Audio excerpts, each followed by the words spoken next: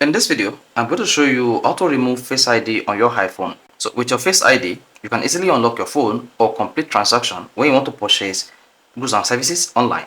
But you can turn off this Face ID yourself or restrict some application from using the Face ID to authenticate or complete transaction on your iPhone. So in this video, I am going to show you how to remove Face ID on iPhone. So the first thing you want to do is go to your iPhone settings. One of the settings, just scroll down.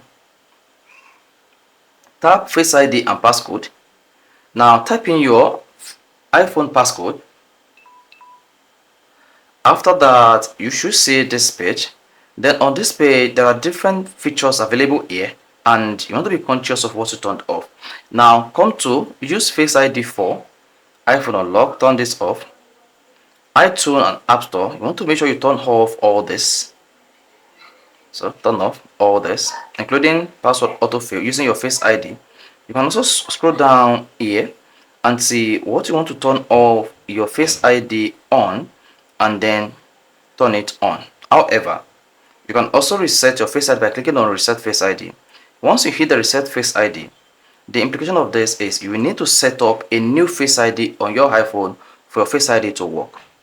Now, if you turn on all this feature, you discover that you'll be prompted to set up a new Face ID on your iPhone. But in this case, you can use this method to reset your Face ID and turn off Face ID on your iPhone. So this has removed the Face ID on my iPhone.